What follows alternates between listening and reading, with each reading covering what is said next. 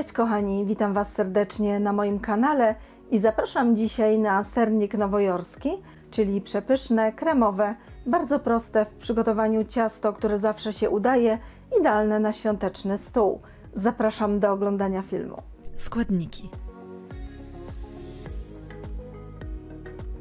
Przygotowanie sernika rozpoczynamy od zrobienia spodu. Herbatniki umieszczamy w woreczku strunowym i kruszymy je za pomocą wałka lub miksujemy w malakserze.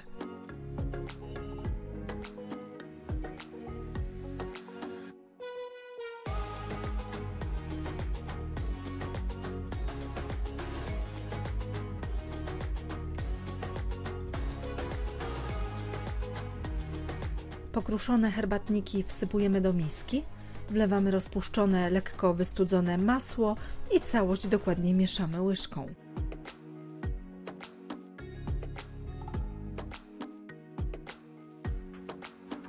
Na dno tortownicy wyłożonej papierem do pieczenia wsypujemy składniki na spód ciasta i starannie rozprowadzamy je łyżką, lekko dociskając.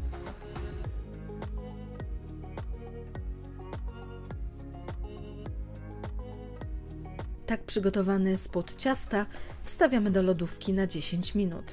W kolejnym etapie przygotowujemy masę serową. Wszystkie składniki na masę powinny być w temperaturze pokojowej. Do miski przekładamy twaróg, dodajemy jajka oraz żółtko. Następnie dodajemy śmietanę, sok z cytryny, skórkę otartą z cytryny, cukier oraz mąkę. Wszystko krótko miksujemy, tylko do połączenia się składników.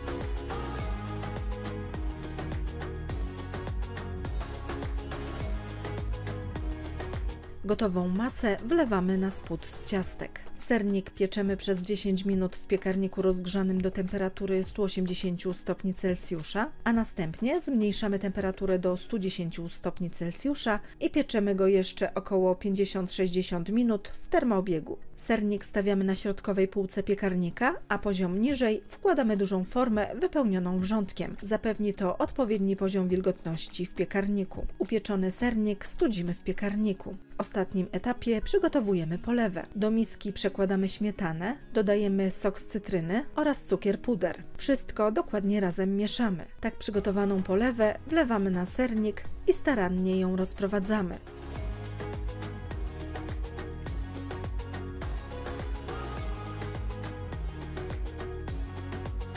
Gotowy sernik wstawiamy do lodówki na całą noc.